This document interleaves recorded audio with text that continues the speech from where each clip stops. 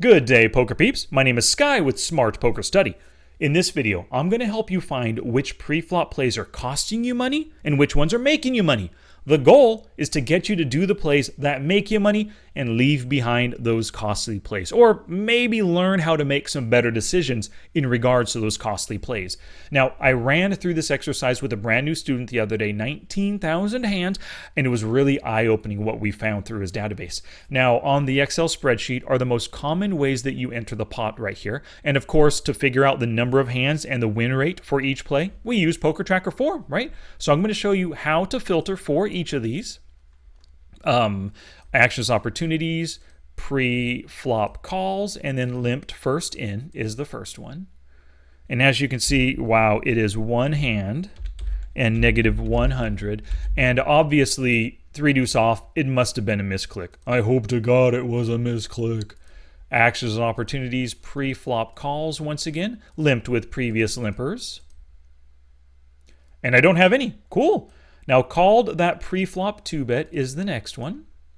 Now, you can see this list is kind of divided between passive plays up top and then more aggressive plays down below. Calling here, oh, this is pretty lovely.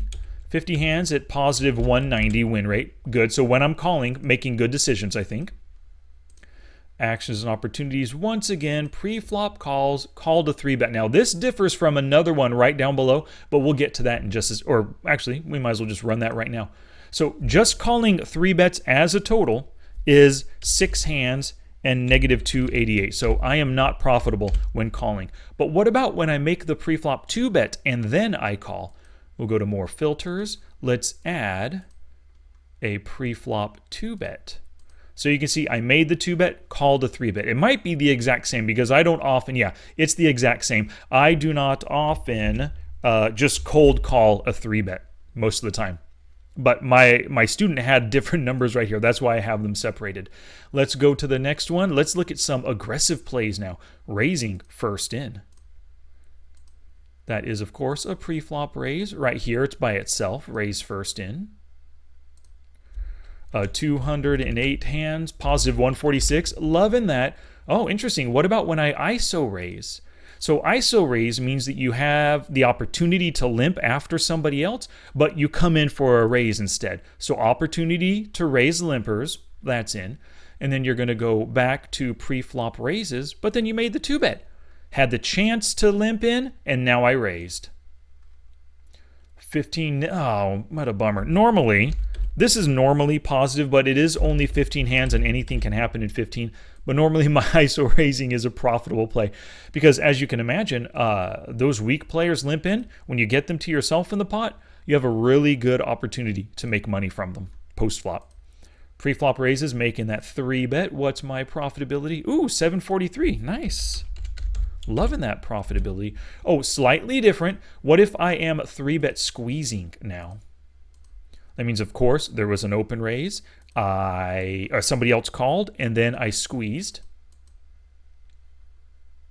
Oh, only once, but for 23.37, wow. Or 23.70, I mean to say. Pretty darn good. More filters. Now, what about when I had maybe bluffing or maybe a really good hand? Either way, pre-flop raises, I 2-bet, and then I 4-bet. So you can see right there, oh, whoops, can't do that filter. Exit, we got to do them separately. I forgot about that. So pre-flop raises, any 2-bet, add that to filter, go back again. Pre-flop raises, any 4-bet. So made the 2-bet and made the 4-bet. You can see I'm, oh, only positive 20. Oh, there's a bluff, value 4-bet. A bluff and a value, made money with both, but what was this? Ah, ace king, and I lost a full stack right there, more than a full stack. At least I'm positive, but I don't like those results. I wish that ace king hand ended up differently, of course.